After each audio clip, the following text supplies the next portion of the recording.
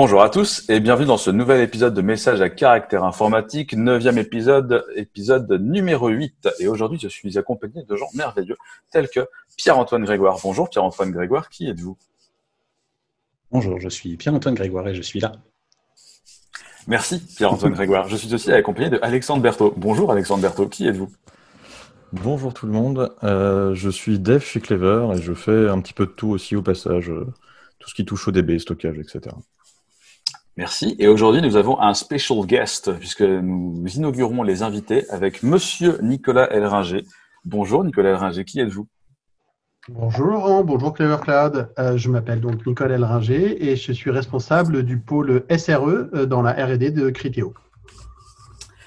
Merci. Alors, sans plus attendre, on y va. On commence avec un lien très actu, la fin du Privacy Shield, qui est un lien que j'ai ajouté.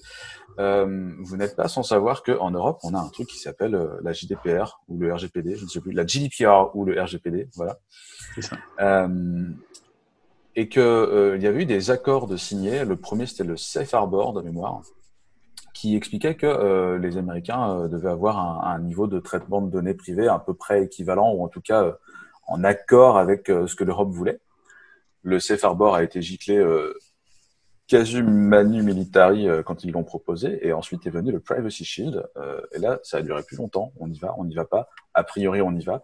Et la semaine dernière, la Cour de justice européenne a dit on n'y va pas. Du tout.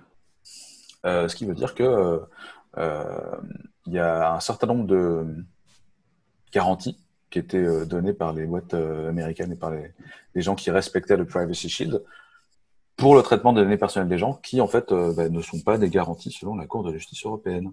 Donc, est-ce que vous avez un avis là-dessus, tous? Ce qui est intéressant à regarder, c'est la motivation. C'est pourquoi la justice européenne annule l'accord.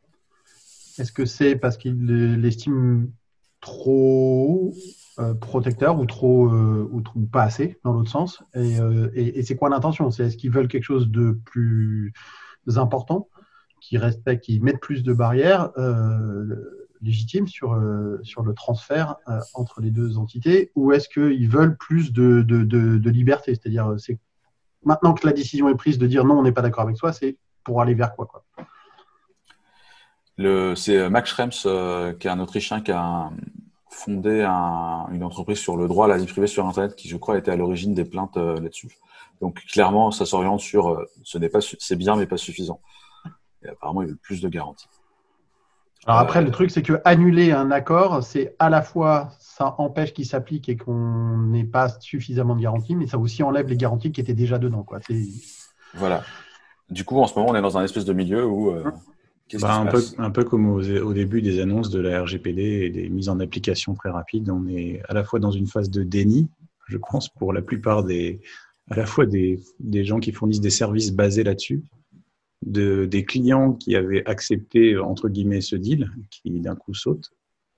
Et quand on s'est dit, c'est à partir. En gros, moi, ce que j'ai vu passer, c'était c'est applicable, et puis dès demain, globalement, comment dire, c'est quoi les mesures qui sont prises en face, quoi. Parce que je vois pas tous les gens qui utilisent des services US les faire sauter du jour au lendemain, tant qu'il n'y a pas une vision de l'alternative, quoi. Ou de ce qu'on en fait plutôt, c'est-à-dire ou à la limite des sanctions qui sont prises, même, parce qu'il y a peut-être il y a toujours des gens qui sont prêts à payer les sanctions en fonction de la balance coût-bénéfice. Ce qui est humain et normal dans le fonctionnement d'une société. Hein. C'est-à-dire le temps de t'ajuster, tu dois juste essayer de savoir ce que ça va te coûter en attendant, quoi. C'est à peu près normal. Hein. C'est assez logique. Ouais. Dit autrement, plus tu as de la thune et plus tu peux être plus permissif, entre guillemets, que les gens qui n'en ont pas. Ça, ouais. Tu peux pas non plus mettre ça dans un fonds perdu avec aucune perspective de revenir sur tes investissements, quoi. Complètement. C'est clair. Complètement. C'est clair. Non, le problème dans tout ça, c'est le côté incertitude. Il y avait quelque chose. On peut être d'avis que c'était suffisant, pas suffisant, bien, pas bien. Chacun pense qu'il en veut. Par contre, quand la Cour de justice arrive et annule le truc, tu dis genre, et J+1, qu'est-ce qui se passe? Et vers quoi on se dirige, quoi. Maintenant, qu'est-ce qui se passe? Absence de jurisprudence, qu'est-ce que tu fais par rapport à l'extraterritorialité du droit américain, par rapport au droit européen? Qu'est-ce qui overlappe sur l'autre? On ne sait pas. Non. Et quelle sera la relation réciproque On sait le droit qui s'applique. On sait quelles sont les règles qui étaient avant, donc ça continue tel quel. Mais visiblement, ça allait à personne et ça posait des problèmes. Donc, il faut tout de suite réengager une discussion sur OK, qu'est-ce qu'on veut, quoi. Effectivement, dans l'article, ils disent qu'ils vont recommencer à discuter, mais alors qu'est-ce que ça va donner, quand, dans quel projet ça va être rangé, parce que ça peut arriver comme ça aussi. Donc. En tout cas, pour des gens qui là tout de suite démarrent quelque chose, de la même manière que c'était le cas au début des annonces de RGPD, c'est quelque chose que maintenant on peut plus mettre dans le coin de son esprit. C'est quelque chose qui devient, j'ai envie de dire, full frontal, quoi. C'est plutôt une bonne chose que les. Oui, c'est bien. Du coup, ça force à se poser la question. Voilà, c'est ça. Et voilà. Et comme ça peut être vu comme une forme de protectionnisme, surtout, que ça peut être vu comme un antagonisme commercial entre les Américains, les Européens, les Chinois, les Russes, etc. Et de voir comment ça va s'inscrire dans la guerre du cloud.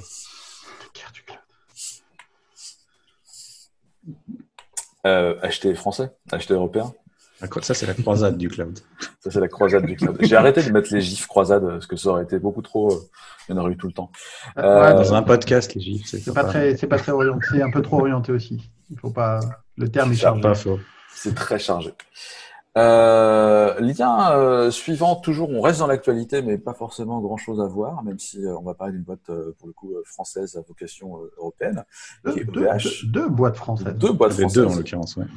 OVH a acheté OpenIO, ça a été annoncé aujourd'hui. Alors, OpenIO, pour ceux qui ne connaissent pas, c'est une solution de gestion de stockage. Et OVH, c'est le numéro 1 du cloud, a priori, européen. Et je crois qu'Octave avait dit numéro 1 en infra dans le monde, je crois. Je sais plus, c'était un truc comme ça. Ils ont un peu de matos, quoi. Ouais, ils ont un peu de matos, ça c'est sûr. Il n'y a pas de doute. Et voilà, et OVH annonce leur achat d'OpenIO pour se lancer dans le stockage souverain européen qui déchire. Je sais que, Nicolas, vous aviez testé OpenIO chez Criteo. Alors, il y a eu deux phases, en fait.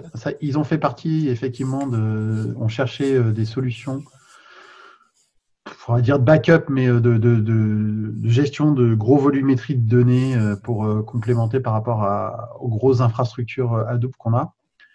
Et ils ont fait partie d'un benchmark avec d'autres solutions et on n'a pas trouvé notre bonheur. Il y a plein de façons de faire du stockage. On ne reviendra pas sur bloc, file, object, ça.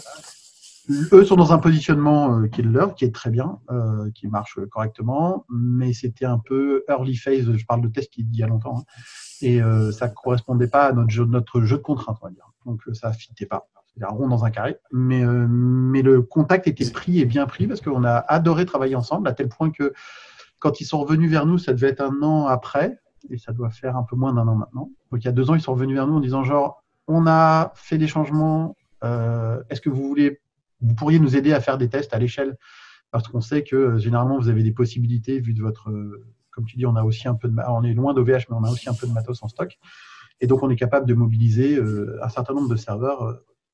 Une centaine facilement et jusqu'à 200, 250, ça s'organise quoi. Et on leur a dit, écoutez, vous êtes une boîte française, oui, French Tech, machin, on va serrer les coudes, vous avez besoin de faire des tests à l'échelle, venez les faire chez nous et puis on va collaborer. C'est le terabyte per second challenge. C'est ça, exactement. C'est exactement dans ce cadre-là que ce truc-là a été fait. Et ils avaient un objectif, ils avaient optimisé leur code pour cet objectif-là. Alors, ça reste toujours dans une verticale de stockage qui n'est pas ce que nous, on cherche. Mais par contre, on les a aidés à mettre à serrer les boulons autour de leur solution logicielle sur notre infra. Coup de bol, timing, on avait de la dispo en termes de nombre de machines. Et donc, on a mis tout ce qu'il fallait, et le matos, et les gens, un peu de disponibilité de gens de chez nous quand même pour les accompagner et setuper leur truc rapidement. Parce qu'on a des gens qui savent faire ça. Et ça leur a permis effectivement d'avoir une validation de leur capacité, des éléments techniques forts, qui prouvent que leur solution marche dans un cas réel et pas que sur le papier. Et ils ont effectivement axé une partie de leur marketing à l'époque autour de ça. Et on était présents à leurs événements, on a partagé des choses. C'était fin de l'année dernière, je crois, où justement Octave aussi faisait partie des gens qui participaient à un événement OpenIO. Donc c'est des collègues au sens French Tech du terme. C'est des gens qui sont compétents Leur solution, elle est intéressante. Comme toutes les solutions de stockage, elle a un certain nombre de paramètres, de paradigmes qu'elle gère bien, d'autres moins bien. Enfin, c'est un Faut faire des choix. des façons. Voilà, c'est ça. Tu peux la solution all-purpose qui fait tout, elle n'existe pas, quoi qu'en disent certains encore. Eux l'ont bien compris. Ils ont décidé d'avoir un axe stratégique fort. Et là, visiblement, Octave, OVH plus largement, a décidé que c'était quelque chose qui avait de la valeur et qu'ils voulaient travailler avec. C'est ça. Donc, eux, ils sont plus partis sur du compatible S3, donc plutôt stockage objet. Et à l'époque, toi, tu cherchais plus une alternative à HDFS, j'imagine. Ouais, c'est ça. Alors, alternative, pas pour le remplacer, mais alternative pour éviter d'avoir tout dans HDFS. Et le jour où tu as un pépin que tu peux ne pas voir venir malgré tout dans HDFS, tu as tout qui disparaît. Et quand on parle d'un demi-exabyte de data qui disparaît, tu aimerais avoir quand même 2-3 solutions à côté, quoi. Alors, exabyte au sens de 500 pétas. Alex, toi, quand tu dis je fais plein de choses chez Clever, tu t'occupes entre autres de notre cluster S3 Stellar, et donc c'est du Ceph, exactement. Ouais, c'est du Ceph, ouais. Et on en est content. On avait regardé ce que faisait OpenIO à un moment, mais aussi sur Ceph, et ça marche très bien. Avant, on était sur Riak CF, qui n'est plus développé depuis quelques années maintenant. Mais Ceph, non, ça marche bien. Et je vois d'ailleurs, du coup, je me posais la question, parce qu'OVH avait déjà une offre d'Object Storage avant, et comme un peu tout ce qu'ils font de cloud chez OVH, c'est du OpenStack, du coup c'est Swift. Alors, j'ai jamais testé Swift, mais vu le reste d'OpenStack, ça ne doit pas forcément être glorieux, et je peux comprendre leur choix d'OpenIO pour fournir une offre un peu plus intéressante. Moi, je pense que tu te trompes. OVH a toujours été, et en particulier dans ce domaine-là qui est très divers, où chaque solution gère des problématiques différentes, je pense pas que ça a vocation à faire que du OpenIO. Après, il faut leur demander, mais de ce que j'en comprends de la stratégie, c'est d'avoir une corde supplémentaire à l'arc et pas j'achète une solution et je remplace tout. C'est rarement le genre de choix qui est fait dans ces grosses problématiques-là. Une des missions, entre guillemets, qui va avec le renommage de VH en VH Cloud, c'est d'avoir le même type de catalogue que les clouds et du coup d'ajouter le plus d'arc que possible. Et j'imagine que ça s'inscrit très bien là-dedans. Pour le coup, dans la strat, oui, ça s'inscrit très bien. Et après, sur OpenStack, faut reconnaître que l'OpenStack d'OVH, c'est pas le même OpenStack que tout le monde. Oui, probablement, c'est pas... C'est-à-dire, ça marche mieux ou ça marche moins bien? Je pense qu'il adapté, voilà, c'est un peu adapté. Je pense qu'il y a une certaine maîtrise de l'outil. Ça fait des années qu'ils en font. Et je pense que alors Clever a commencé sur OpenStack il y a 10 ans, je pense que c'est plus du tout la même. Non, c'est sûr, ça peut évoluer. Mais c'est vrai que Swift, on n'en parle pas plus que ça. En fait, souvent, c'est plus des gens qui s'en servent en interne, dans des boîtes de taille relativement modeste, et pas forcément sur des services vraiment à grosse échelle. Mais je sais pas trop ce que ça donne, en fait. Je n'ai pas tellement de retour là-dessus. J'ai pas dit ça. Difficile de juger. Là-dessus. Ok. On va partir sur plusieurs liens avec une thématique commune. On va parler de sécurité, parce qu'il s'est passé pas mal de choses. Notamment la semaine dernière, le hack Twitter, ça c'est un lien que Nicolas a ramené.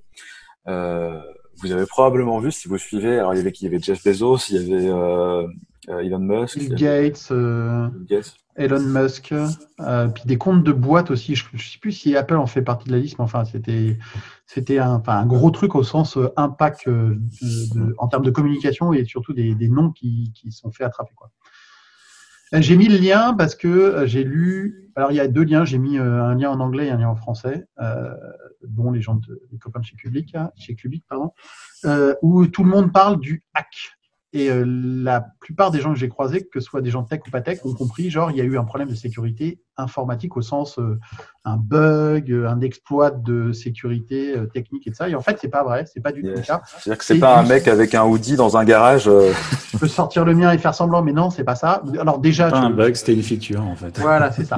Et c'est ce qu'on appelle du social engineering. Donc clairement, et ils sont en train d'essayer de démêler il y a eu des articles dans les deux sens pour le coup. Ils sont en train d'essayer la police essaye de démêler les fils pour savoir est-ce que c'est des gens en interne chez Twitter qui avaient accès à la console d'admin qui se sont fait balader, ou est-ce qu'il y a une complicité interne et dans quelle zone de gris on est sur ce sujet-là. Pas très clair apparemment pour l'instant. Laissez la police faire son travail. Donc ça c'est un. L'autre truc c'est de dire que sur ce genre de choses, on oublie souvent dans l'imaginaire des gens et même des gens dans ce métier que le facteur humain est le premier facteur de risque en fait. C'est-à-dire que les gens ne se rendant pas compte, en particulier ceux qui ont du pouvoir, ça peut être des sysadmins, ça peut être des gens qui gèrent des back-office, ne se rendent pas compte qu'ils se font embobiner et emmener de proche en proche sur une demande raisonnable. On va un peu plus loin, on va un peu plus loin. Et tu finis, si jamais c'est que du social engineering et pas de la malveillance en interne, les gars, ils ont quand même donné accès au compte de Bill Gates, d'Elon Musk, de machin, de bidule, des trucs. Évidemment, la personne, le hacker, entre guillemets, enfin la personne qui fait le social engineering, n'a pas demandé genre bonjour, je voudrais avoir accès à tout ça d'un coup, mais a emmené un petit discours genre c'est normal qu'au fur et à mesure tu me donnes accès à tout ça. Ça c'est un. Et le truc, ce qui est assez incroyable, là, des derniers articles que j'ai lus, c'est que dans la console d'admin de Twitter, les gens qui gèrent la plateforme et qui ont accès à ce outil interne, ils peuvent changer l'adresse email d'un compte Twitter sans aucune vérification, sans aucune, ne serait-ce que alerte ou warning, y compris authentification à 2 facteurs vers l'utilisateur légitime qui a l'adresse mail avant. Et ça par contre, c'est très, très surprenant. C'est-à-dire que même en interne, même avec un super utilisateur, quand tu commences à faire des trucs un peu chelous comme ça doit au minimum loguer, au mieux vérifier. Et ouais, ça, pour le coup, c'est l'outil. On ne va pas dire qu'il a une faille de sécurité, mais ouais, on peut estimer, alors avec les éléments qu'on a qui sont forcément partiels, mais ça semble être une, je ne vais pas dire une faute, mais ça semble être pas bien setupé, quoi. Et on oublie dans tous nos métiers là d'imaginer ce genre de scénario-là. Moi, la question que je me posais par rapport à ça, c'est en fait si c'est comme c'est quand même des comptes assez bien ciblés entre guillemets, s'ils n'étaient pas tous dans un espèce d'espace un peu particulier qui est celui des VIP et ainsi de suite, qui ont des contraintes un peu différentes, peut-être un peu plus lousses sur certains trucs, parce que quand ils demandent des choses, tu es obligé de les faire même en cassant les règles du soft interne, tu vois ce que je veux dire. C'est des comptes certifiés en plus. C'est une bonne question. Ouais. Parce que c'est pas, ils t'ont pas dit qu'ils avaient eu 200 000 comptes de Quidam, dont ceux de machin. C'était vraiment que des comptes. Le ciblage est très très fort. Qui, à mon avis, sont quand même dans un groupe un peu particulier. Ils ne doivent pas être sur le même serveur que Joel Clodo, quoi. Non, pour le coup, rien qu'en termes d'infra, les comptes avec beaucoup de followers et de ça sont sur des endroits séparés parce que sinon ils effondrent le reste du truc. Donc ils ont, en particulier, je sais plus, il y avait eu une histoire avec, je crois que c'est le compte de Justin Bieber qui était, genre, il avait un serveur pour lui tout seul, du genre fait pas chier les autres, quoi. Mais ce qui est vrai, c'est qu'ils sont déjà dans un groupe particulier, des gens avec la petite coche, tu sais, vérifié, personne vérifiée. Ce compte-là, c'est bien la personne que ça prétend être. Donc il y a déjà, oui. T'as raison, mais j'ai pas vu d'article qui rentrait dans le détail de ces trucs-là, et je pense que c'est un peu normal. Le Twitter va essayer de faire son petit ménage de mots et forts, mais son petit check en interne sur comment on en est arrivé là. Mais sur le côté outil d'admin justement qui permet ce genre de modif, à mon avis, ça sent le truc qui a été mis là dans les débuts de Twitter parce que voilà, au départ, tu fais confiance à ton équipe, on est 15, c'est bon, quoi, tout va bien, puis après, c'est oublié, en fait. Et on réfléchit pas à l'impact que ça peut avoir derrière. Il faut toujours faire confiance à son équipe, mais la délégation et la confiance n'empêchent pas le contrôle. Bah oui, non, c'est sûr. Bah, surtout après, quand on grossit, justement, qu'il y a vraiment beaucoup de gens qui ont accès à cet outil-là, quoi. Et effectivement, dépasser la romanticisation du hacker dans son garage et bien se rendre compte qu'à chaque fois, quasiment, c'est du social engineering et pas un exploit. Quand c'est de l'exploit, on en parlera avec le lien après. Quand c'est de l'exploit ou de l'attaque informatique, les gens imaginent encore ce que tu disais là, le truc hollywoodien avec la capuche et tout. Et en fait, ça n'existe pas. Enfin, si, de façon assez anecdotique, ça peut arriver et tout ça. Mais quand les gens attaquent des choses avec de la valeur, c'est des groupes organisés qui coûtent donc de l'argent, donc des gens qui ont des moyens et qui s'attaquent à des choses qui ont de la valeur. Et ils ont plus souvent des chemises et des pantalons de toile plutôt que des hoodies et des jeans, quoi. Clairement. On ne se rend pas compte de ce que ça nécessite comme moyens financiers, ce genre de choses. Tu calcules. Généralement, c'est des gens qui sont des experts en technique, qu'il faut payer suffisamment pour que ce soit compétitif sur le marché et que tu dois payer suffisamment pour que faire des trucs illégaux ne leur pose pas de problème. Déjà que les profits techniques sont bien payés, ce qui est plutôt une bonne chose en général, quel que soit le pays ici. T'imagines comment la combinatoire de tout ça peut faire exploser le budget d'une équipe pareille. Clairement. Et donc, ça nous amène au lien suivant, ransomware chez Orange Business Services. Ouais, alors là, c'est un peu le même genre. J'ai mis 2 liens, un français, toujours chez les gens de chez Clubic, dont les articles en français sont plutôt pas mal, et surtout bien informés, et d'un lien de Forbes. Et en particulier, les deux mais celui de Forbes encore plus, je trouve, dans la présentation, mentionne que Orange, l'opérateur téléphonie mobile, est victime d'un ransomware. Et là, je voudrais débunker le truc parce que je trouve ça malhonnête de la part des journalistes qui écrivent ça parce que c'est pas vrai. C'est-à-dire que c'est un raccourci énorme puisque les gens, et tu l'as dit dans l'introduction, le ransomware, il a touché OBS, donc Orange Business Service, qui est une instance de cloud et d'hébergement ex-France Télécom, même si ça remonte il y a longtemps. En gros, la partie opérateur téléphonique mobile n'a pas été touchée par ce truc-là. C'est un truc qui est très ciblé, qui est dans une offre. Alors, je ne sais jamais lequel de nos chers clouds souverains a été racheté par OBS, mais c'est même pas dans ce secteur-là, c'est vraiment sur l'offre historique d'OBS, si j'ai bien compris, qui est de l'IT mutualisé distant, quoi, qui a touché une vingtaine de clients. Donc, effectivement, c'est pas un client de ce service-là qui s'est fait avoir, a priori, de ce qu'on en lit, mais je suis prudent sur les éléments techniques transmis par les journalistes sur ces secteurs-là, c'est des fois un peu... Mais de ce qui est écrit, il semble que ce soit vraiment le back-end qui a été touché sur des clients relativement petits avec une attaque ransomware assez, maintenant, on va dire, standard et basique je te verrouille tes fichiers et t'es gentil, tu payes pour les récupérer, quoi. Donc, il n'y a pas d'intention de destruction ou d'exploitation particulière des données. C'est vraiment du verrouillage et tout ça. Donc, je trouvais que la façon d'aborder, et c'est marrant, sur un média et français et de langue anglaise, était trompeuse parce que ça veut dire, genre, est-ce que j'ai un problème avec mon téléphone si je suis client chez Orange? La réponse est non, c'est juste pas la même boîte, en fait, c'est le même groupe, les machins. Et je trouve ça un peu abusé de venir tout mélanger, tout ça. Donc, voilà. Il faut faire attention quand on comme sur les problèmes de sécurité. Il faut pas mélanger les choux et les carottes. Ou les oranges et les bananes, en l'occurrence. Surtout entre consumer et B2B, quoi, clairement. En particulier, ouais, c'est juste pas le même métier. Alors, quand tu as une boîte comme ça, tu nommes pas ton service pour les pros avec le même préfixe que ton service public. Et puis... il y a une certaine identité de boîte. Parfois, ils jouent sur le brand, quand même. Ils jouent aussi dessus, sur le fait que c'est la boîte qui sert tout le monde et qui, en plus, te donne ton service pro. Donc, c'est un peu le revers de la médaille aussi, quoi. Ouais, mais... Bon, ça n'empêche pas que, oui, ça pourrait être être un peu plus carré au niveau un poil plus précis, parce que là, c'est vraiment joué sur l'effet aspiralien un opérateur téléphonique s'est fait avoir, et en fait, tu dis, juste, c'est pas vrai. On peut qualifier ça de putaclic sans trop de soucis. Non, aspiralien, il y a un terme français qui n'est pas injurieux, on l'utilise, j'y tiens beaucoup. Aspiralien. Il me semble que, comme d'habitude, les bons mots valises en français il me semble que ça a été créé par des Canadiens, comme d'habitude. Probablement. Moi, ça m'a rappelé ce qui est arrivé à Bouygues il y a quasiment un an, où il s'était fait rançonner aussi assez salement, mais là, pour le coup, c'était toute la boîte. Je ne sais pas si vous vous rappelez. Pour le coup, hier, et je ne veux pas jeter l'opprobre sur la marque et de ça, c'est juste une info.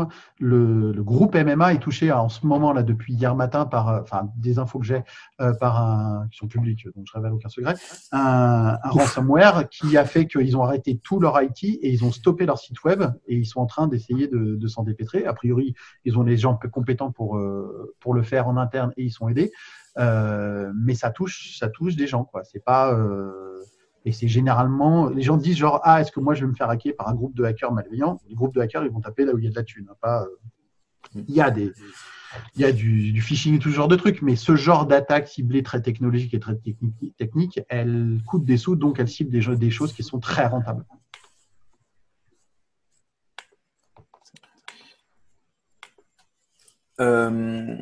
Ok, toujours en attaque.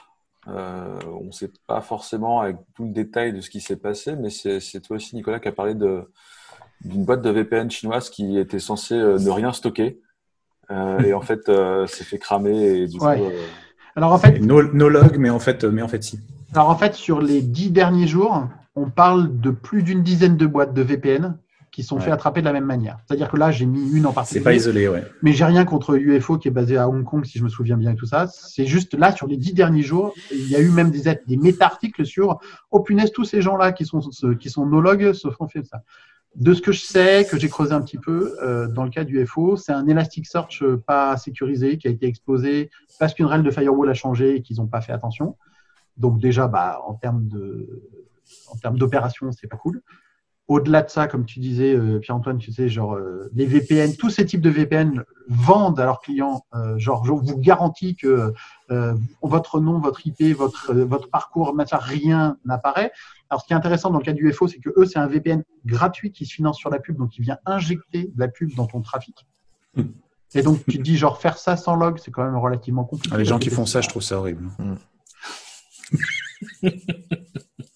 De cette manière-là, je te confirme que c'était un peu compliqué. Non, mais il n'y a pas de souci.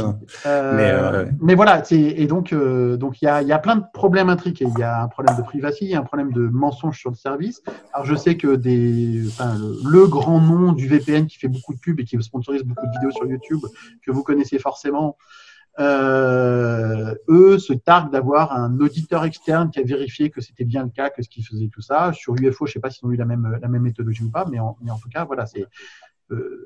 C'est-à-dire que l'auditeur externe n'avait pas accès à Elasticsearch, c'est ça? C'est toujours la question, est-ce que tu montes un auditeur ou pas? Aucune vanne sur Elasticsearch en particulier, hein, c'est juste non, c'est un très. Nous, on en a. Il faut le sécuriser, par contre. Hein, voilà, tout, hein. mais comme on a eu toute une campagne de tests sur les bases MongoDB où ils ont trouvé plein de trous couverts, c'est pas la base, c'est la façon dont on l'utilise. Donc voilà, je trouvais ça intéressant, pareil, de se rappeler qu'il n'y a pas de safe world. Il faut, là pour le coup, les utilisateurs, je ne sais pas ce qu'ils pouvaient bien faire pour ça, mais se méfier d'une offre trop peu chère par rapport à ce qu'elle vend, quoi. Puis alors, dans le cadre d'un VPN, dans le cadre d'un VPN, si c'est gratuit, c'est toi le produit, ne se pose pas mieux, quoi. Bah non. Bah ouais. C'est clair. Au-delà de même de te donner de la publicité pour te la cibler quelque part et te la distribuer, à un moment donné, il faut qu'on sache quitter d'où tu viens, où tu vas. Sans log, c'est un peu compliqué. Même temporairement, quoi. C'est ça.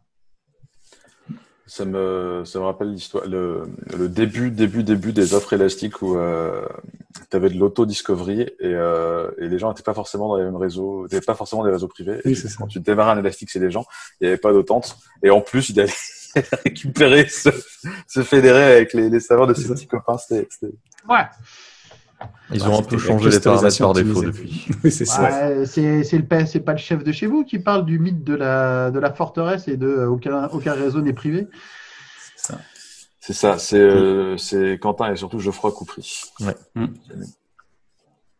part sur le principe que même derrière le firewall. L'exemple que j'aime bien donner dans ce cas-là, c'est de parler de la ligne Maginot.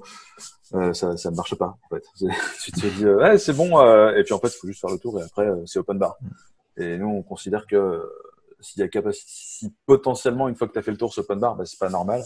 Et du coup, il faut que tout soit protégé unitairement. Ça arrivera forcément un jour ou l'autre.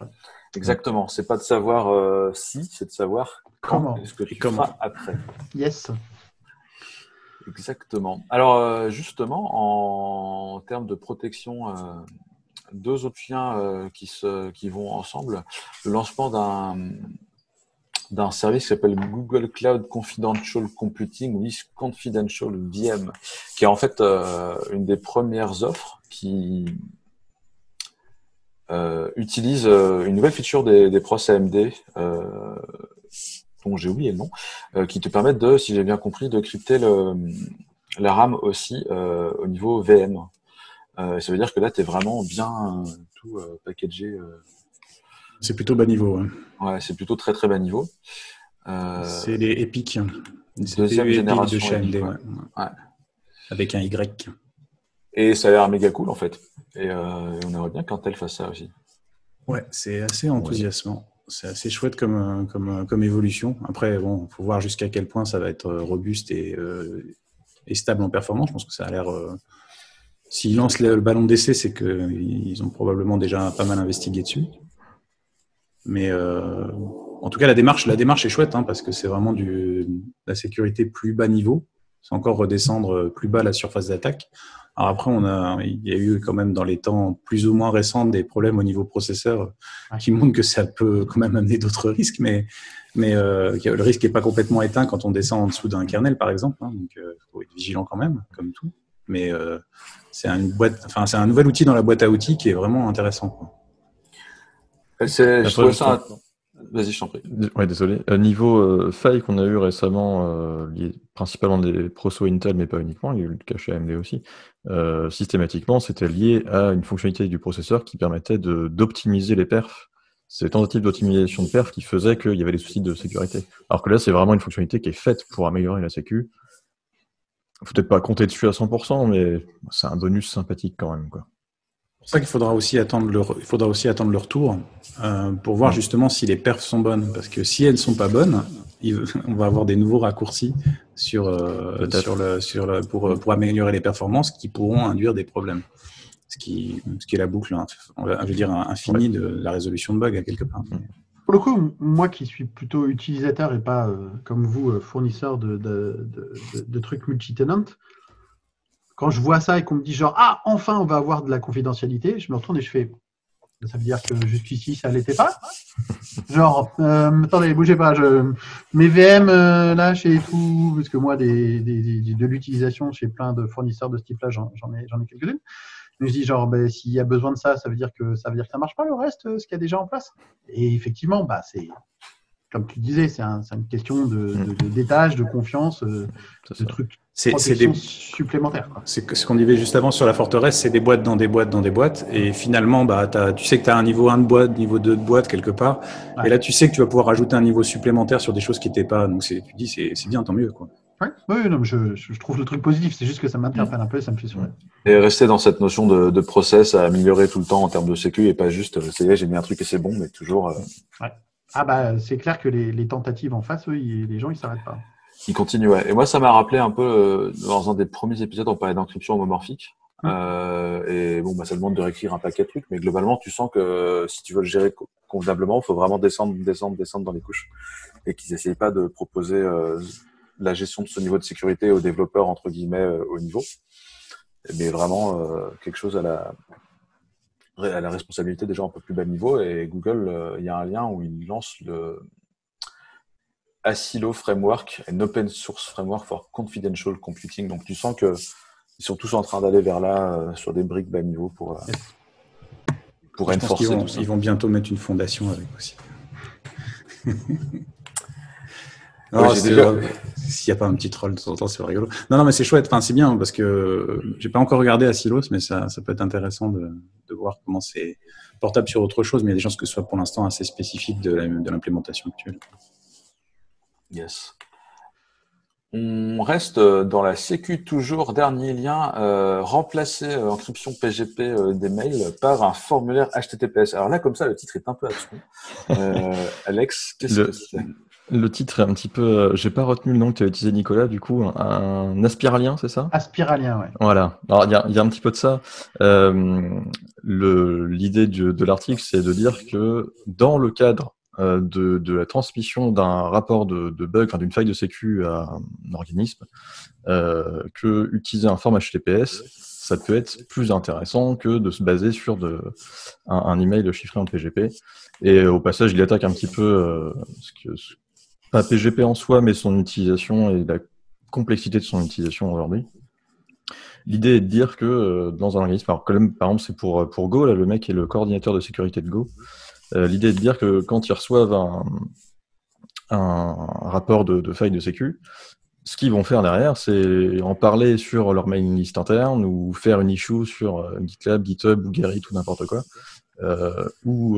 Sur ces services-là, du coup, la sécurité, c'est entre autres HTTPS plus le stockage de la machine derrière. Et donc, en fait, à la limite, autant tu fais déjà confiance à HTTPS, autant s'en servir aussi et faire un formulaire qui va créer une issue directement dans ton outil de tracking, plutôt que de baser sur un truc finalement pas si simple que ça à utiliser, où les gens peuvent faire des erreurs, etc., où les gens peuvent utiliser une clé qui a 15 ans et qui a leak et on n'était pas au courant, etc. Voilà, c'est l'idée je trouve ça assez intéressant et l'article va un peu plus loin et c'est assez intéressant à lire, je vous le recommande. Okay. Voilà. All right. Des utilisateurs de PGP ici ? Il y a longtemps. Sporadique. Très sporadique. J'ai retesté via Keybase aujourd'hui toujours. Ouais, Keybase ou Mozilla Sops dont on a parlé aussi dans un autre épisode. J'ai joué un peu avec. Ouais. Yes. On va changer de sujet, on va parler de DevOps maintenant avec un tweet. Nico, tu nous fais remarquer que Octave de Klaba, de VH, tweet beaucoup hardware en ce moment. Pas que en ce moment, c'est une habitude, tu sens un mec passionné, quoi. C'est ça. Globalement, il parle plus de hardware que de software, même si dans un de ses derniers tweets, il a dit ça y est, on a la nouvelle génération, on est prêt pour mettre un gros coup d'accélérateur sur la partie soft. Mais en attendant, c'est vrai qu'il parle énormément de détails techniques bas niveau qui sont souvent oublié par la plupart des gens qui font du as a service en fait. Yes. Personne sait, tu sais, quand tu commandes quelque chose, quel est le modèle du matos que tu as commandé. Ouais, c'est exactement ça, c'est la compta. Alors, deux parties. D'abord, c'est incroyable de voir quelqu'un comme Octave qui est à la tête de cette société, qui est quand même un gros acteur, qu'on disait tout à l'heure, donner, exposer, partager autant de trucs très techniques par ce biais-là, mais globalement dans son offre, où tu sais que voilà, tu as pris des machines de tel type avec telle connexion, et on sait l'impact que peuvent avoir, la précision du matos que tu mets derrière ou le setup que tu fais sur la performance d'une manière générale, face à une autre approche qui est tout à fait aussi respectable, où d'autres providers ont des API plus haut niveau en mode genre ne vous occupez pas de tous ces détails techniques, on va faire en sorte que ça marche. Et en fait, ils exposent que le niveau de service, mais pas l'implémentation, quoi. C'est ça exactement. Enfin, moi, je sais qu'on là, c'est plus le contraire. Ouais. On a eu des discussions parce qu'on a quand même beaucoup de besoins en machine de manière générale, enfin en matos quoi.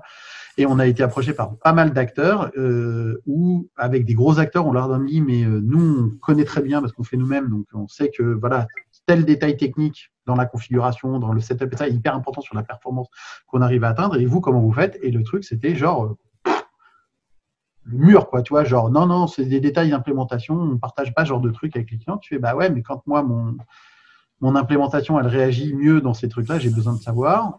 Ça va jusque y compris des gens qui, parce qu'ils sont habitués à l'API haut niveau, installent, on va reprendre l'exemple d'Elasticsearch sur une VM Amazon avec pas de disque en local et forcément les pertes d'indexation à travers du disque en réseau, c'est juste pas fait pour. Et c'est marqué dans la doc d'Elasticsearch, tu vois, où tu te dis genre il faut pas faire ça. Mais en fait, les gens ont tellement pris l'habitude que ce soit facile et rapide, ce qui est cool, c'est une bonne feature.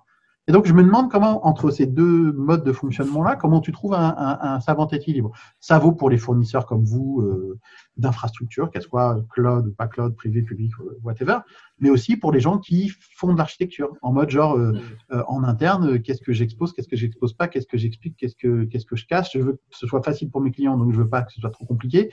Mais à la fois, si je leur dis rien sur comment c'est fait, ils peuvent pas prendre des choix d'intelligence. Et pourquoi j'ai mis ça dans la catégorie DevOps, c'est parce que pour moi, c'est exactement ça. C'est DevOps, c'est avoir que la partie dev ait une bonne connaissance de comment la partie opération ou run est faite pour faire des choix intelligents, et inversement, que la partie opération sache quelles sont les contraintes dont le dev a besoin, performance, à quel endroit et tout ça, pour que l'index soit au bon endroit dans la base de données. Et cette collaboration-là, elle existe. Et je trouve que ni le modèle, genre voilà du matos, démerdez-vous, et ni le modèle, genre voilà des API et surtout venez pas poser de questions, ne remplit complètement ce rond dans le carré, enfin la quadrature du cercle. Et je me demande un peu, c'est à quel est le moment, comment tu mets le curseur dans une offre pour des clients ou pour des utilisateurs en interne. Ça fait partie de mes réflexions du moment. Je trouvais intéressant de lever ce débat-là. C'est pas facile, tu as tous les niveaux d'abstraction qui augmentent et du coup les niveaux de spécialisation aussi, et du coup à qui tu t'adresses à ce moment-là, ça joue beaucoup aussi, je pense, avec un certain niveau de confiance que tu as avec tes interlocuteurs. Si tu fournis un niveau de service qui est basé sur du soft en fait finalement ou des API, rentrer dans le détail en dessous, tu vas le faire peut-être avec certains clients premium ou des gens qui ont besoin de choses un peu particulières. Ouais. Si tu veux fournir un niveau de service générique à tout le monde, être en full disclosure tout le temps, ça t'enlève beaucoup de souplesse d'innovation aussi. Voilà, je pense que c'est un équilibre à trouver. Hein.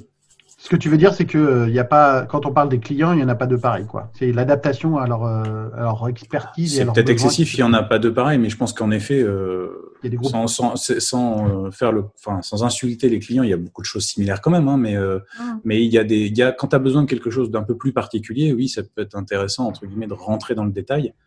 Dans plein d'autres cas, je pense que ça brouille les pistes, et quand tu vas à l'excès inverse, où tu parles plus de ton matériel et pas encore assez ou pas au niveau de ce que tu fournis en termes de service, là, ça brouille encore plus les pistes parce que les gens ont l'impression qu'ils peuvent monter leur propre IT, finalement, que tu es juste un fournisseur de hardware. Ça peut être un positionnement. Ce qui est un positionnement, hein, mais c'est pas le même.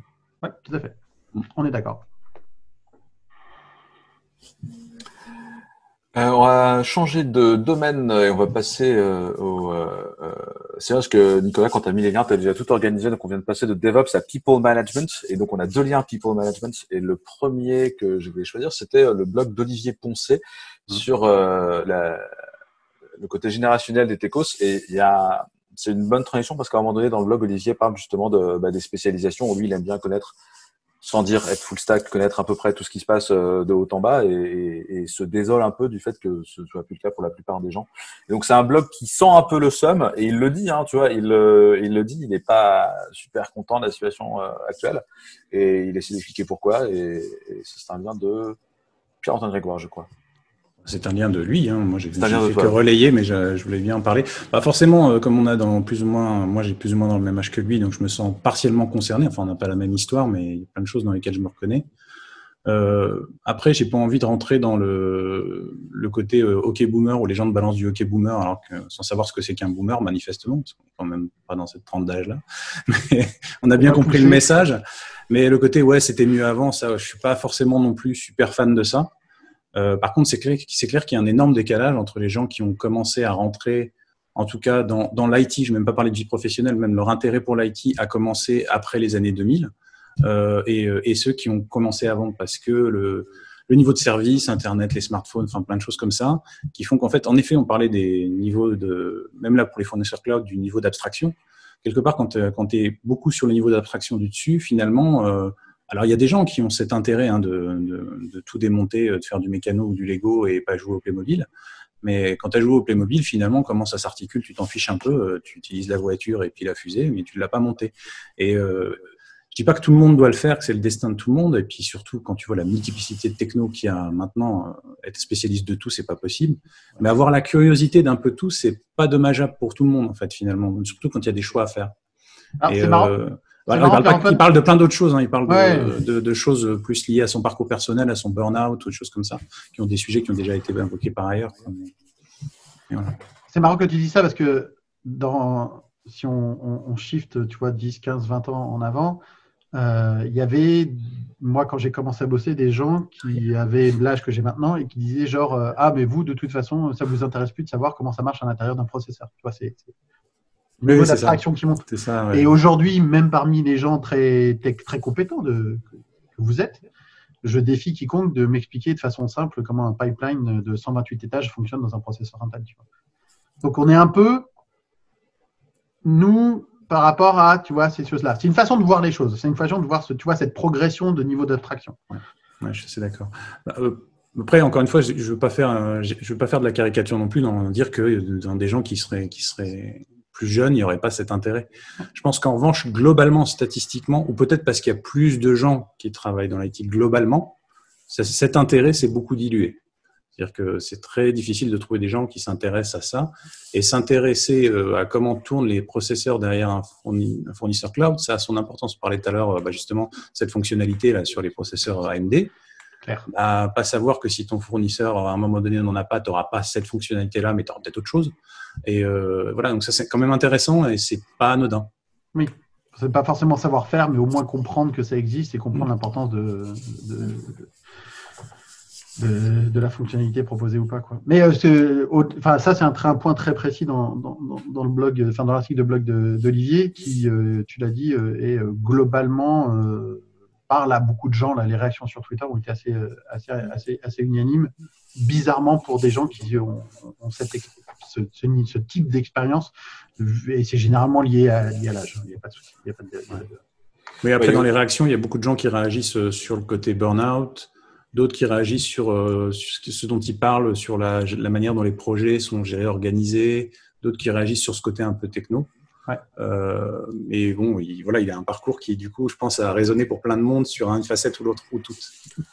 T'as vraiment le côté aussi maturité où tu t'intéresses plus à la techno quand tu es jeune et plus au métier parce que tu comprends que c'est juste un outil pour le métier et que ce qui devient le plus important, justement, c'est de discuter. Enfin, c'est des choses. Je sais pas si c'est vraiment un effet de la maturité ou si ça s'impose à toi par l'environnement autour. C'est-à-dire que peut-être qu'avec le temps, il y a plus de gens qui vont vers de la gestion d'équipe ou des choses comme ça et sont avec des interlocuteurs qui ne s'intéressent pas à ça. Ouais, plus que ça, moi j'ai toujours bossé chez des éditeurs. Je dis en général, pas en particulier. Après, il y a toujours des exceptions.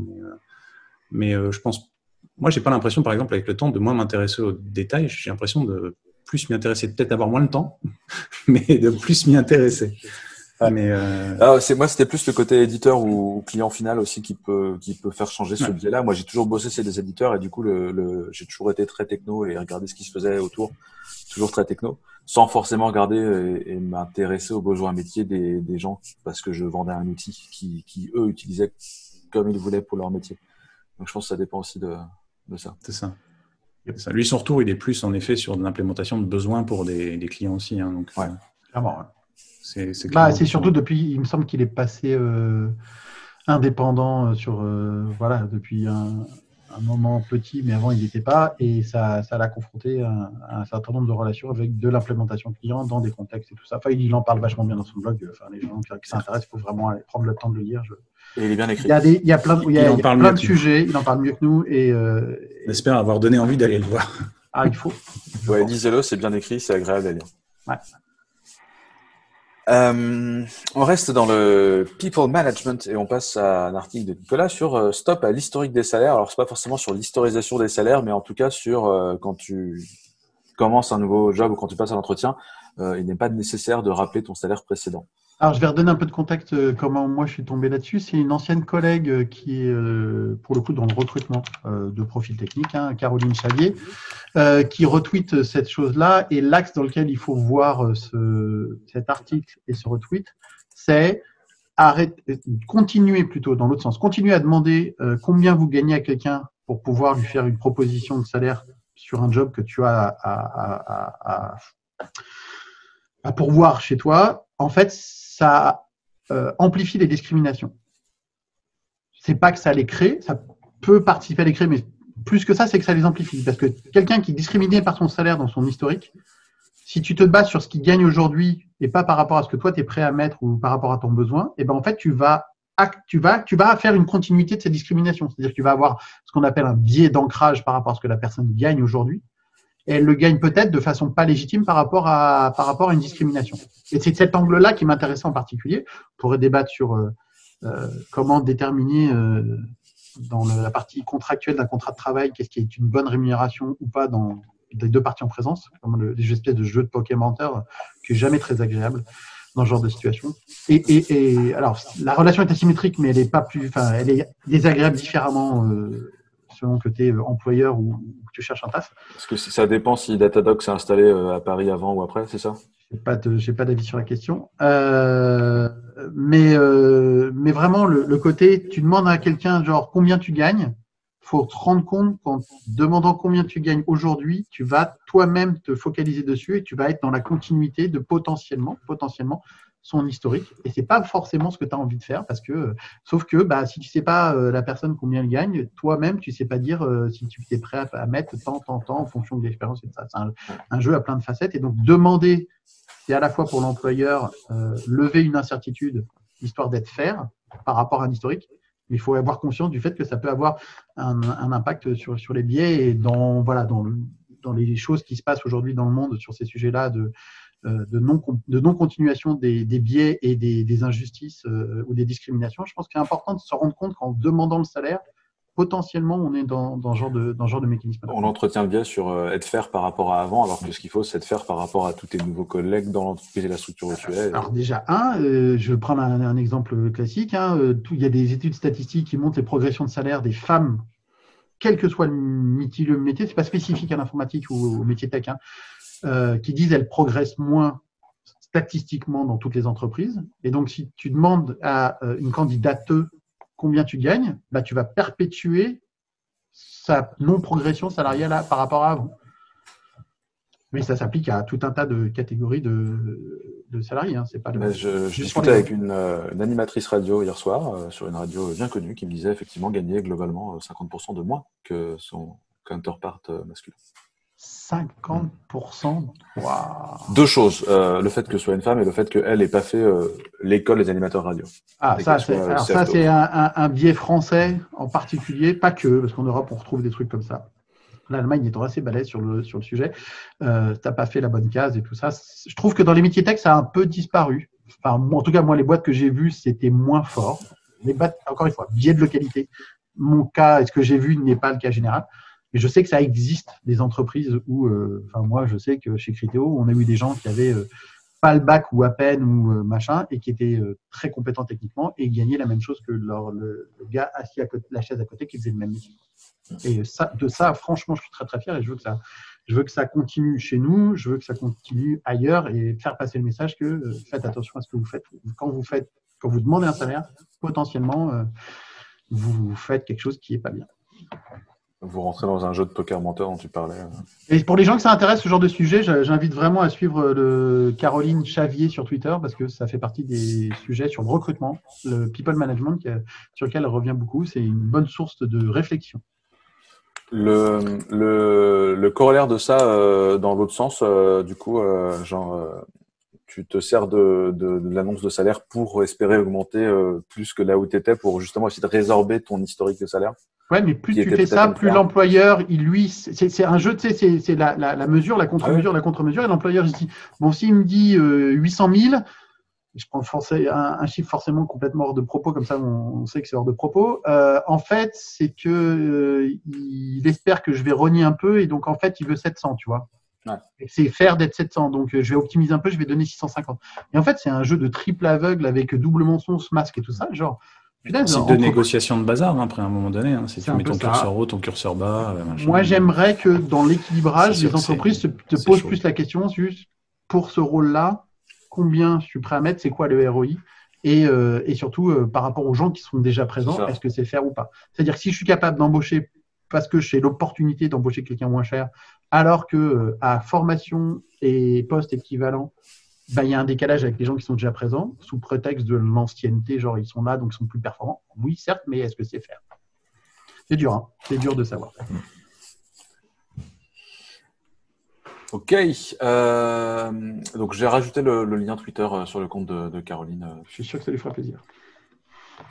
On passe à une section miscellaneous et nous avons un premier lien de Pag sur Lightwork, qui était le soft de montage d'ILM de mémoire. C'était un soft de montage vidéo en fait, qui a servi dans beaucoup de films. Je sais que dans l'article ils mettent une série de films qui ont été utilisés. On n'a pas fait ça, je sais plus si c'est de Jurassic Park ou de Star Wars ou trucs comme ça, mais des tout petits trucs. Je sais plus, ouais, des micro trucs, ouais. Et je sais pas si c'était Jurassic Park ou Star Wars, mais en tout cas voilà, c'est un truc assez efficace et qui avait été annoncé. Il y a un moment déjà, il y a un paquet d'années, comme qui allait être mis en open source et ainsi de suite. Puis en fait, c'est un peu l'Arlésienne de l'open source. Et ce que je trouve intéressant dans l'histoire, c'est qu'il y a quelqu'un donc qui travaille sur Lightwork chez son éditeur actuel, là, que j'ai oublié, vous irez voir dans le lien, qui dit oui, le problème qu'on avait, c'est que on se sentait pas à l'aise avec notre code, il n'était pas assez propre pour le mettre en open source. Alors bon, après c'est peut-être une manière de maquiller le fait qu'ils utilisaient peut-être des trucs proprios là-dedans pour lesquels ils n'avaient peut-être pas la licence correctement. Enfin, on va savoir. Je ne vais pas leur faire un procès, mais tu sais jamais trop tant que tu ne sais pas open sourcer en fait quelque part. Et mais après, il y a cette espèce d'illusion que pour qu'un truc devienne open source au départ, il devrait être absolument parfait pour être relivré. Et ça m'a fait un peu résonner avec l'histoire sans rentrer dans le côté politique de la chose, de l'histoire de Stop Covid où tout le monde s'est jeté sur le code qui avait été mis en bout d'open source en faisant la critique du truc comme s'il avait été conçu dès le départ en open source, ce qui n'était pas le cas. Et je pense que souvent, quand tu n'as pas la dynamique communautaire au départ ou le fait d'être inspecté par des tiers, tu prends des raccourcis que tu prendrais pas par ailleurs. Et il y a une espèce de honte comme ça à relivrer le code qui est pas bonne non plus pour la dynamique open source d'aller pointer le doigt en disant ouais t'as vu ton truc là c'est nul. Ouais, ça donnait pas envie de participer à des projets comme ça pour être livré à la vindicte populaire du développeur qui veut de la viande et qui veut taper sur les gens. Surtout quand c'est très visible en même temps politiquement avec beaucoup d'enjeux et tout. C'était sans doute. On peut discuter sur la faisabilité et tout, mais je veux dire c'est pas évident d'être comme ça à Misani. On fait tous des hacks dégueulasses à un moment donné ou à un autre. Hein. Les voir exposés d'un seul coup alors c'était pas ton intention de départ, c'est spécial. Et là, quand tu vois que c'est vraiment un gros éditeur, ils avaient même mis ils voulaient vraiment nettoyer les choses pour que ce soit nickel. En gros, ils étaient en train de dire on va open sourcer la prochaine version finalement qui sera parfaite. Sauf que ça n'arrive jamais, ils n'ont jamais le temps. Et puis, de toute manière, je pense que le focus de leur boîte est de produire la version pas open source parfaite pour la vendre aux clients. Donc, il faut à un moment donné comprendre qu'ils n'auront pas ce focus-là. Donc, c'était une allégorie intéressante. Le seul code source parfait sans bug, c'est quand il n'y a pas de code source. Hein. C'est ça. C'est le userless. Plus que le no-code ou le c'est ça. ou le low-code, c'est le userless. Si t'as pas de user, en même temps, t'as pas de produit. C'est réglé. Ah, bah, du coup, t'as pas de bug. Pas d'usage. On passe à un logiciel qui a beaucoup d'users. Nous passons à la release de Git 2.28. Ah, on est beaucoup dans le politique, là, du coup, dans ces indirectement. Non, bah, c'est Il y a la, pas c'est que la, des c'est trucs la politiques release. dans cette release. Non, bien sûr. Bah, là, celle qui était mise en avant, mais c'est pas forcément tout le monde la plus intéressante, mais c'est celle qui était la plus, qui peut amener à la discussion, en tout cas. C'était celle qui amène justement le paramétrage, enfin, le début du fait de pouvoir paramétrer la branche principale qui s'appelle Le nom de la branche principale. Le nom de la branche principale, voilà. Parce qu'ils ont encore pas mal de trucs qui sont hard-codés, des optimisations, il y a des choses qui doivent être détricotées progressivement. Et donc, la version 2.28 sera la première étape vers ça, mais elle ne permettra pas de le faire complètement. C'est-à-dire que si j'ai bien compris, globalement, par défaut, ça sera toujours en interne, on va pouvoir le renommer. Et à terme, ça pourra être fait même après le premier init, en fait, finalement. Donc, ils vont décrocher le truc et mettre un label, et le label, tu mettras ce que tu veux devant. C'est ça. Donc, ils sont en train de détricoter toute leur chaîne magique, tout leur hard codage. Donc, il y a du boulot, parce que c'est un projet qui a un peu d'histoire maintenant, qui a beaucoup bougé et qui est beaucoup utilisé. Donc, l'impact, il est un peu important, très léger, avec beaucoup de clients variés. Donc, mais c'est bien qu'il le fasse. Donc, ça fera pas de mal de toute manière. Et est-ce que ça a amené d'intéressant?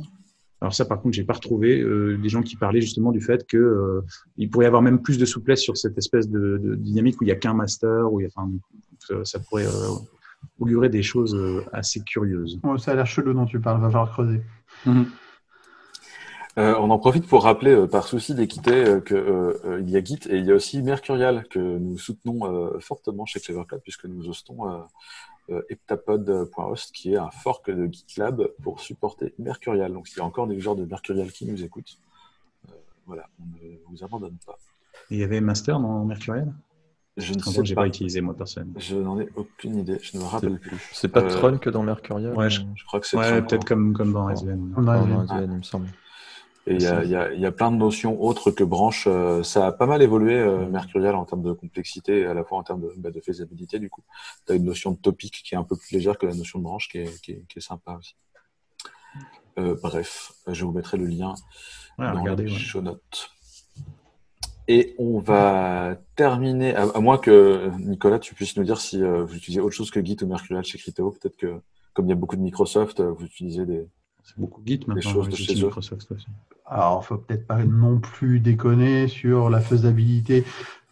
Non. Alors, la réponse, c'est simple. On est Git à tous les étages. On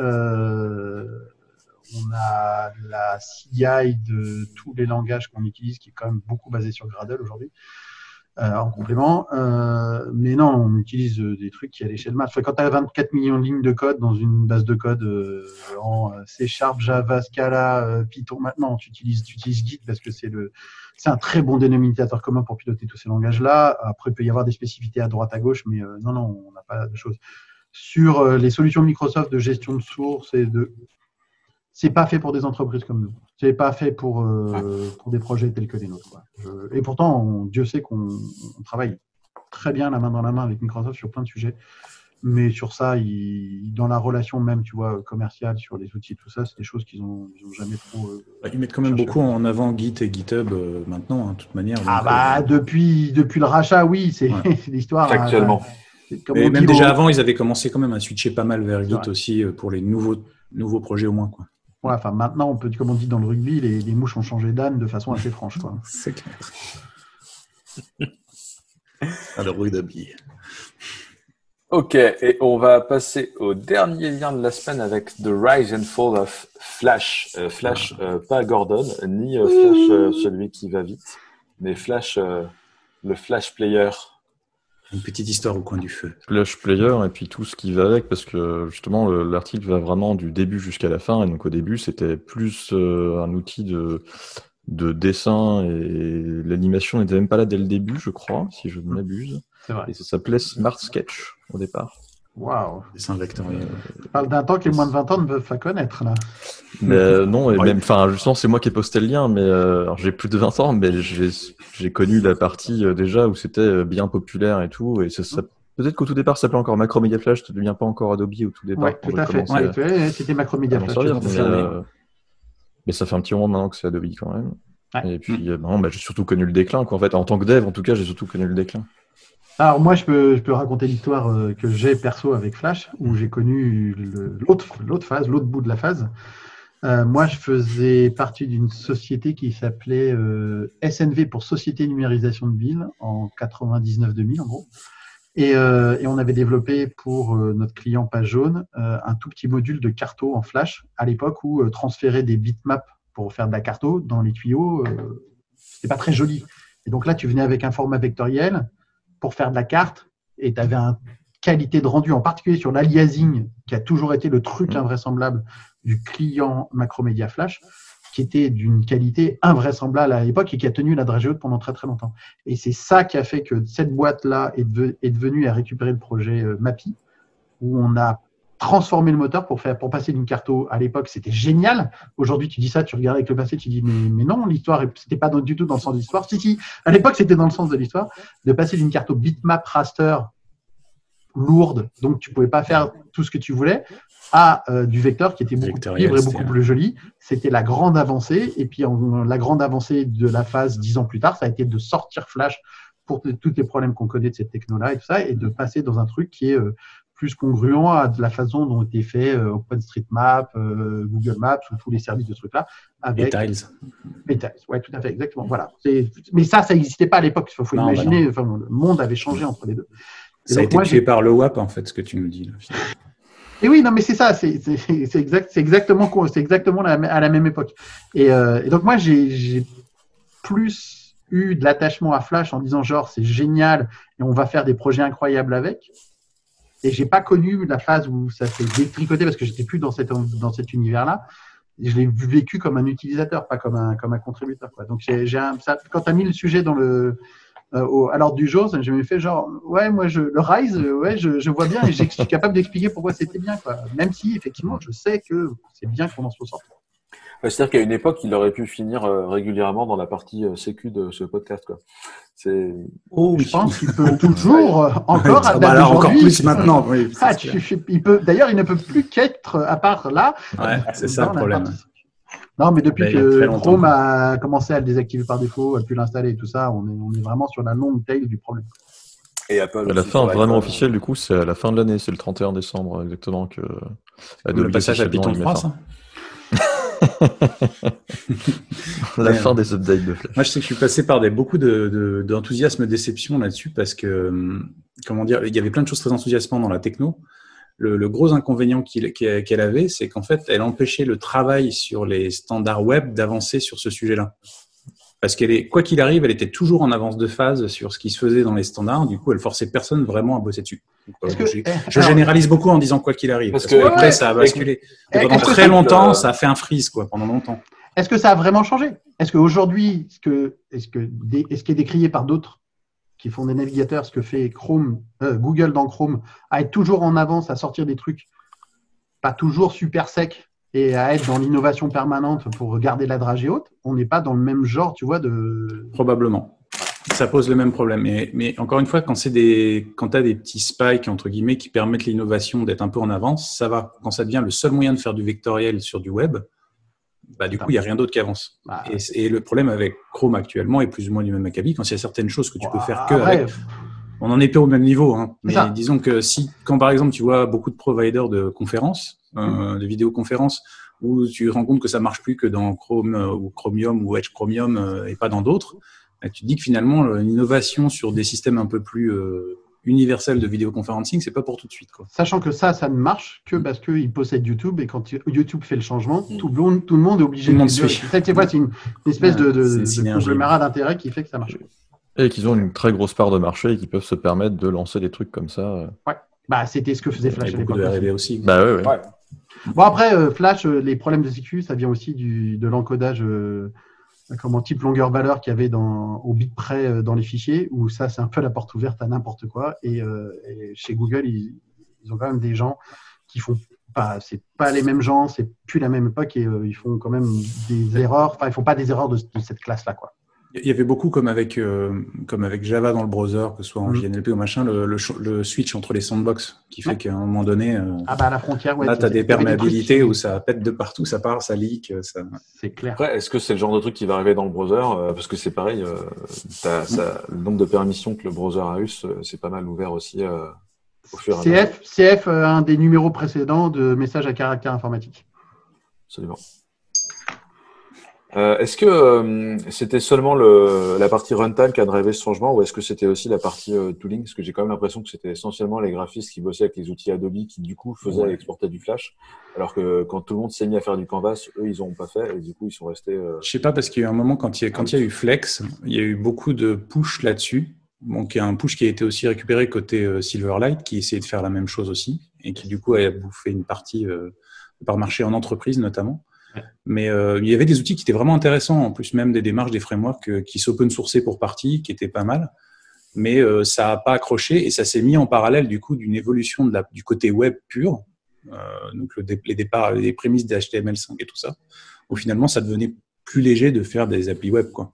Et t'avais Adobe Air qui était un peu l'ancêtre d'Electron maintenant, qui était ton Flash Player dans le client. Ça nous rappelle, ça nous rajeunit pas tout ça.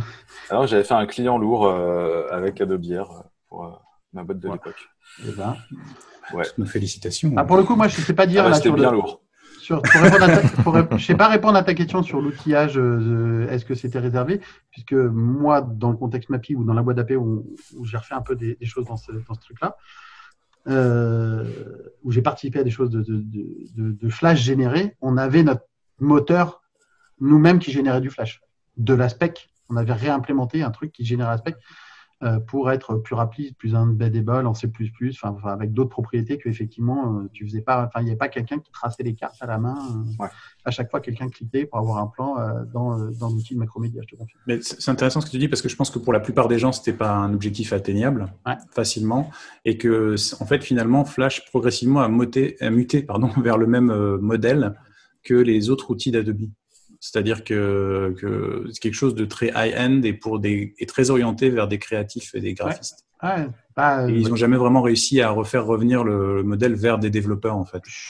À part à franche congrue, quoi. Je veux dire, à part la parenthèse Flex, qui a généré de l'enthousiasme chez certains.